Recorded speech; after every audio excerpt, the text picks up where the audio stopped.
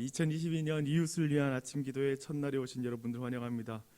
이번 기도회 전체 주제가 복음 나누기의 기도 더하기입니다. 주제를 함께 좀 우리의 입으로 다시 한번 이 아침에 말했으면 좋겠는데요. 제가 복음 나누기 하면 여러분이 기도 더하기라고 한번 외쳐주시면 좋겠습니다. 복음 나누기의 네. 그래서 오늘 특송한 장동신, 고종수 우리 타운이 먼저 복음 나누기에 한번 외쳐주시면 모두가 기도 더하기 한번 외치면 좋을 것 같습니다. 시작. 기도 더하기. 네, 감사합니다. 이런 걸 이 아침에 요구하는 건 굉장히 위험한 일입니다. 반감을 일으킬 수 있는 그런 방법인데 너무나 잘 해주셔서 감사하고요.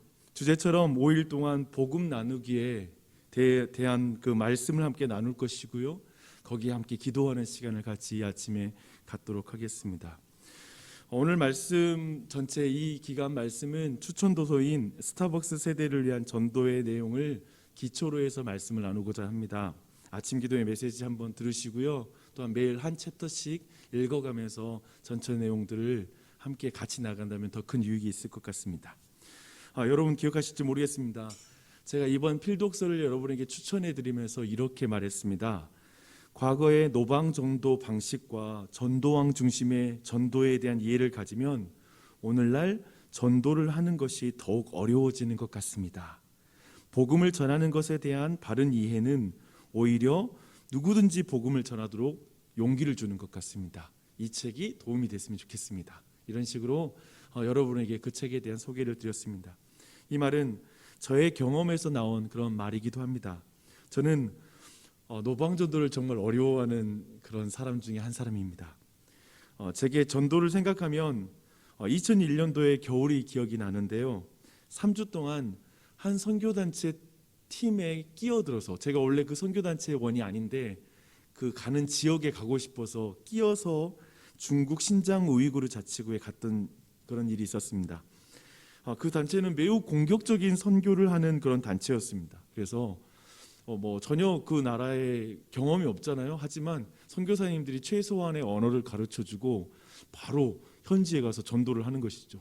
제가 가는 그 지역은 무슬림 지역이었거든요. 그래서 버스 안에서 그 단체 선교사들이 준비해준 어떤 우이구르 복음책, 그런 책자, 그리고 한글 복음문을 가지고 한글로 적어진 그 현지 언어를 가지고 그냥 복음을 전하는 거예요. 그러기도 하고 길거리에서 찬양을 하면서 전도를 하는 단체였습니다. 저는 전도를 하는 전도 여행을 하는 그 기간 내내 그런 방식에 적극적으로 참여하지 못할 뿐만 아니라 또한 너무나 불편해하는 나로 인해서 수많은 생각을 해야 됐습니다. 나는 복음을 부끄러워하는 사람인가?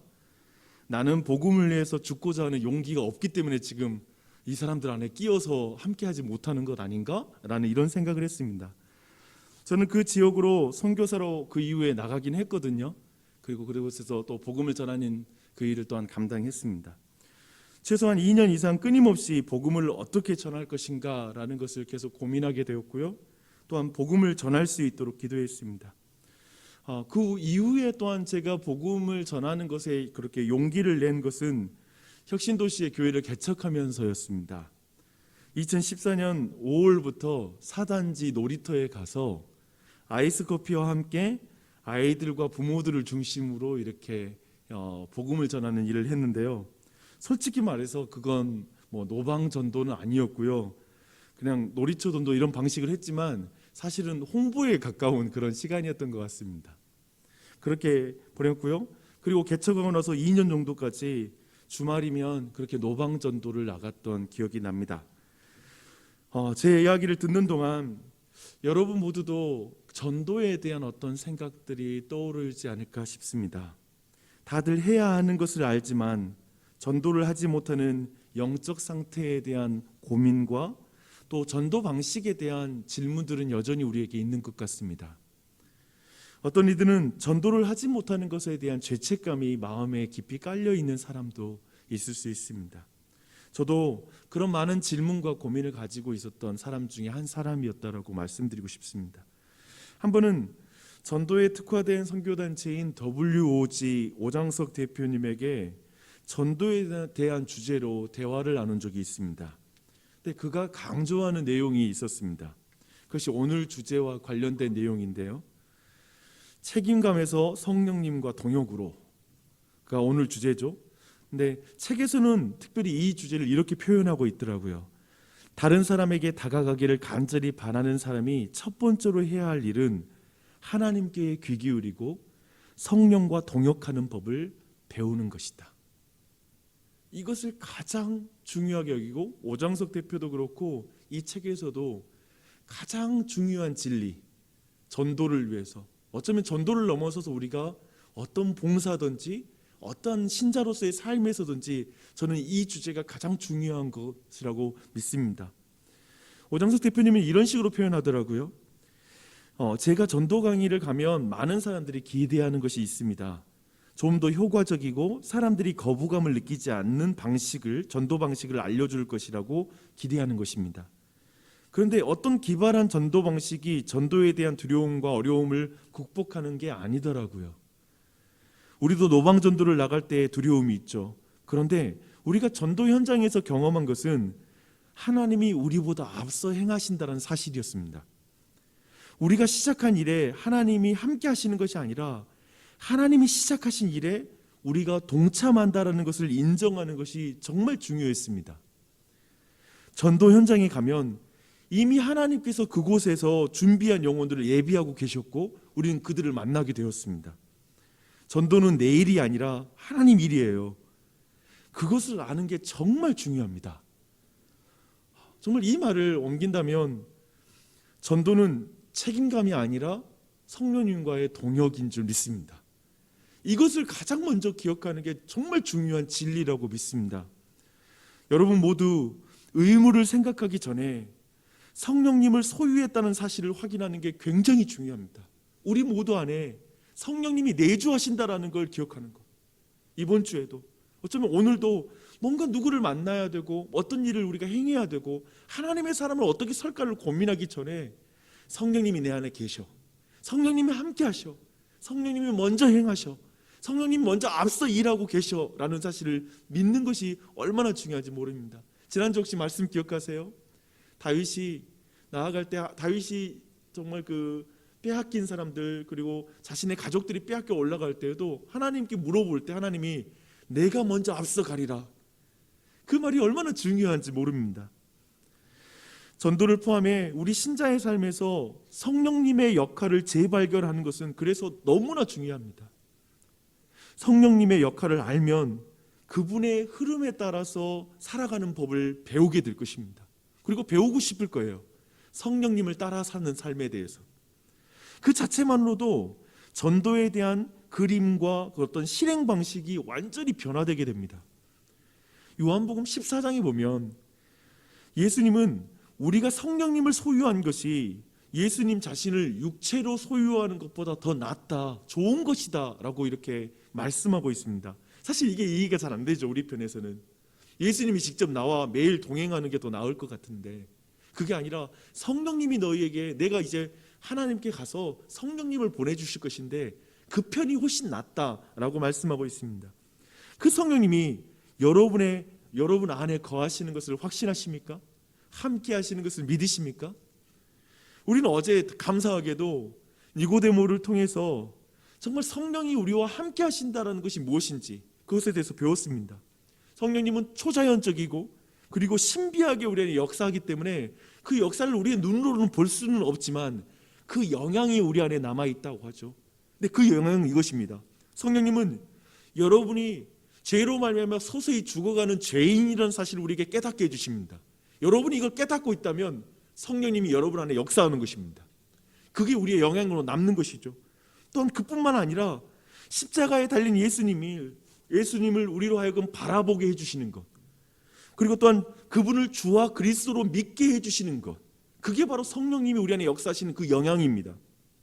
또한 이제 우리 모두를 진리로 인도해 주시고 그리고 우리가 예수 그리스도께 영광 돌릴 수 있도록 우리를 도우십니다. 왜 성령님이 중요한 줄 아십니까? 성령님이 이렇게 항상 어느 곳에서나 처음 증인이 되어 주십니다. 우리에게 예수님을 소개해 주십니다. 우리의 죄를 깨닫게 하고 예수님이 어떤 분이신지 알려주시고 그분을 믿게 해주시는 첫 번째 증인이 성령님이십니다. 그리고 성령님이 그렇기 때문에 진정한 전도자로서 지금도 역사하고 계세요. 성령님이 먼저 사람들을 설득하고 계세요. 우리가 복음을 전하기 전에, 우리가 전도하기 전에 성령님이 먼저 모든 일을 행하고 계시는 것입니다. 그래서 우리 모두는 먼저 전도를 시작하는 사람이어서 성령님 도와주세요, 안 그러면 나 혼자 못해요, 이런 차원이 아니라 성령님이 먼저 행하고 계신 일에 동역자로 우리가 부름받은 걸 믿으십시오. 이게 가장 중요합니다. 교회에 봉사하든지 모든 일도 마찬가지입니다. 내가 먼저 행하는 일에 주님 도와주세요 하는 게 아닙니다. 주님이 뒤에서 도와줄까 말까라고 재는 게 아니라 그분이 먼저 앞서서 행하고 계시고 먼저 그분이 사랑하는 사람들을 우리는 그들에게 다가가는 것뿐인 것이죠. 이 사실을 여러분 꼭 기억하십시오. 사실 이게 우리로 하여금 용기를 갖게 만듭니다. 내가 개척하는 길에 하나님이 함께 하시는 게 아니라 주님이 먼저 가신 길에 우리가 따라가는 것이죠. 이걸 꼭 기억해야 됩니다. 오늘 본문을 보십시오. 예수님도 성령님과 동역합니다. 14절입니다. 예수께서 성령의 능력으로 이제 복음을 전하셨다라는 걸 말씀하고 있습니다. 예수님은 철저히 성령님의 파트너로서 복음을 전하고 계시는 것입니다. 17절을 계속 보십시오. 예수님은 나사렛 회당에서 이사야서를 인용해서 자신과 성령님의 관계를 분명하게 말씀하고 있습니다. 18절입니다. 주의 성령이 내게 임하셨으니 이는 가난한 자에게 복음을 전하게 하시려고 내게 기름을 부으시고 나를 보내사 포로된 자에게 자유를, 눈먼 자에게 다시 보게 함을 전파하며 눌린 자를 자유롭게 하고 주의 은혜의 해를 전파하게 하려 하심이라. 성자 예수님은 성령 하나님과 동역함으로 우리의 삶의 모델이 될 뿐만 아니라 복음 증거의 모델이 되어주고 계십니다. 책에서 저자는 이것이 어떤 의미인지 이렇게 말하고 있더라고요. 우리의 전도는 종종 효과가 없고 죄책감에 떠밀려 이루어진다. 그 이유는 모든 것이 우리에게 달려있다고 생각하기 때문이다. 그러나 예수님은 우리가 스스로의 힘으로는 아무것도 할 수 없다는 사실을 기억하게 하신다.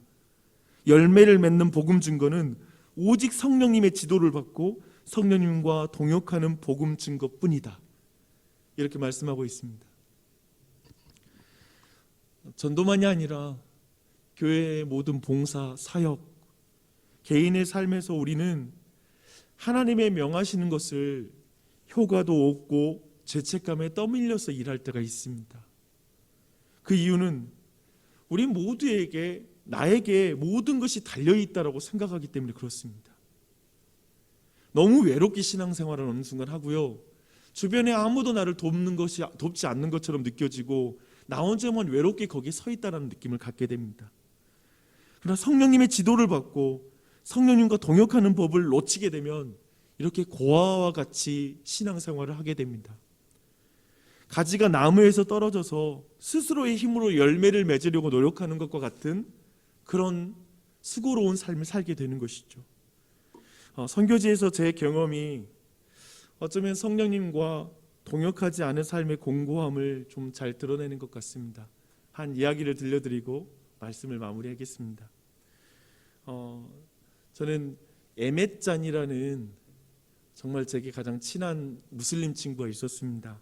선교지에 있는 내내 정기적으로 그를 만났던 그런 친구였습니다. 저는 저희 집으로 그 친구를 자주 초대해서 음식을 나누면서 복음을 전했고요. 그 친구도 방학 때마다 기차와 버스를 타고 24시간을 가야 도착하는 타클라마칸 사막 주변부에 있는 자기 집으로 저를 초대해줘서 저는 방학 때마다 그 친구 집에 찾아갔습니다. 이렇게 함께한 시간만큼 서로의 우정도 굉장히 깊어졌던 것 같아요. 아직도 잊지 못하는 게 타클라마칸 사막의 그 밤하늘을 보면서 반짝이는 별을 보면서 이 친구가 저한테 연애 상담을 하더라고요. 그런 거 있잖아요. 저도 그때 싱글이었고 서로 그런 이야기를 하면서 밤을 보냈던 기억이 납니다. 마지막 학기를 앞두고 저도 이제 선교지에서 떠나서 이제 그해 8월 달에 이제 한국으로 돌아와야 되는 그런 그 1월 즈음에 에이사잔이 우리 에메짠이 우리 집에 한 달을 지내게 됐습니다. 저랑 같이 지낸 거죠. 그의 회심을 기대할 수 있는 좋은 기회였습니다. 매일 영어 성경으로 요한복음을 한 장씩 읽어가기로 서로 약속했고 친구도 흔쾌히 그렇게 하자고 말을 해줬어요. 그래서 어느 날 밤에 에메짠이 저한테 조심스럽게 말을 꺼내는 거예요. 영주야, 어제 우리가 베데스다 연못 이야기를 봤잖아. 실은 지난밤에 꿈을 꿨는데 내가 38년 된 그 병자처럼 베데스다 연못에 앉아 있는 거야. 근데 그때 갑자기 천사가 하늘에서 내려와서 물을 동했어. 그런데 나는 굉장히 주저하기만 하고 정작 빠지지를 못하는 거야. 그렇게 주저주저 하는데 저 멀리에서 사람들이 막 달려와서 물에 빠지더라고. 제가 그 이야기를 듣는 순간 굉장히 흥분되었습니다. 드디어 하나님이 직접 이 친구에게 말씀하셨구나. 드디어 에메짠이 예수님을 믿겠구나 라는 그런 생각이 들더라고요. 그래서 그 기회를 놓치지 않고 그를 도전했습니다. 어떤 의미에서는 압박을 했죠. 이제 예수님 믿어야지 하고. 하지만 그날 저의 그 도전 앞에 그는 자신의 가족과 민족의 종교를 떠날 수 없다고 말하면서 끝내 유보하더라고요. 거절하더라고요. 그날 밤 속상한 마음으로 잠이 들었습니다. 그날 이후로 에메짠과의 관계에 약간의 긴장감이 생기기 시작했습니다. 함께 살았던 것이 우리 관계를 더 악화시키더라고요. 혼자의 시간을 가지면 좀 괜찮았을 텐데 그렇게 할 수가 없었습니다. 약간 제 안에 그렇게 은혜를 주는데도 하나님 안 믿어? 라는 그 못마땅스러운 마음이 들면서 그의 어떤 생활 방식, 저랑 너무나 다른 생활 방식이 이제 하나씩 보이는 게 얄밉게도 보이고 약간은 좀 짜증이 나고 못마땅해 보였습니다. 나는 좀 매우 교만하고 그리고 이기적인 태도를 드러내기 시작했습니다. 약간은 내 자신이 겁먹은 상태가 된 것 같아요. 그를 탓하는 것 같았지만 실은 나 자신을 좀 공격하기 시작했습니다. 선교사가 되어서 이런 것도 이해하지 못하니 사랑하러 와서 현지인들 그리고 내 친구를 미워하고 있구나. 치료하러 와서 상처를 주는구나. 정말 째째하게 복음 안 받아들인다고 이렇게 태도가 변하는 건 뭐냐. 마지막에 뭔가 열매를 맺어야 하는데 그렇지 못해서 그러는 거니? 이게 뭐냐 박영주. 점점 위축되기 시작했습니다. 그렇게 긴장된 관계를 풀지 못하는 채로 점점 이제 새로운 학기가 시작되는 걸 앞두게 됐고요. 결국 그 친구가 약간 일찍 저희 집을 떠나더라고요. 소중한 친구였기 때문에 관계가 깨지고 서먹해진 그것이 저한테는 너무나 큰 충격이었습니다. 그 상황을 만든 제가 그 이후로 굉장히 혐오스러웠고요. 이제 모든 사역이 다 무너진 것 같았습니다. 이제 8월에 곧 떠나는데 뭔가 열매를 가져야 되는데 열매를 맺지 못한 자신이 너무나 실망스럽고요. 한동안 제가 계산적이고 유치한 내가 너무 부끄러워서 그를 만나지를 못하는 거예요. 그 친구를 다시 만나지를 못하는 거예요. 지금 돌아봐요. 뭐가 문제였을까? 제 안에 이제 말씀 안에서 깨닫는 건 성령님이 첫 번째 증인이요 가장 주된 증인인 것을 제가 믿지 못했던 것 같습니다. 그래서 그 영혼의 변화가 모든 것이 내게 달려있는 것처럼 그렇게 일했던 것이 이제는 보입니다. 시간에 쫓기며 내가 어떻게든 열매를 맺고 싶었던 그 마음이 결국 관계를 깨뜨리고 엉망으로 만들었던 것을 보게 됩니다.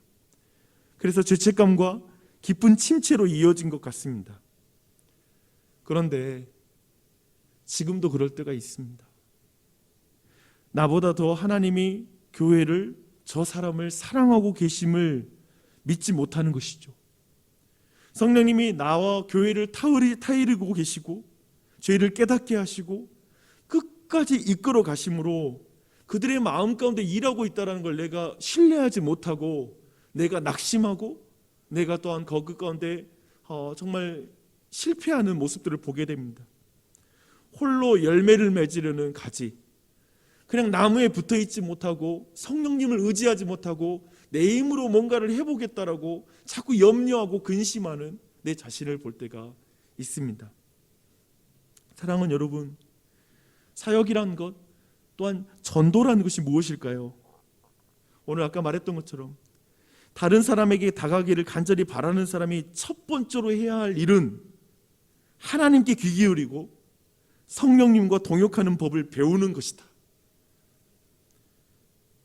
모든 결과, 모든 반응, 어떤 그런 모든 것들을 내가 책임지는 것이 전도가 아니라 그저 무엇보다도 성령님과 동역하는 법을 배우는 것, 그분께 먼저 묻는 법을 배우고 또 그분께 묻고 듣고 기도하면서 들으면서 순종하는 법을 배우는 것, 그것이 가장 먼저라는 사실을 깨닫습니다. 우리 모두가 그 과정 가운데 나아가는 우리 모두가 됐으면 좋겠습니다.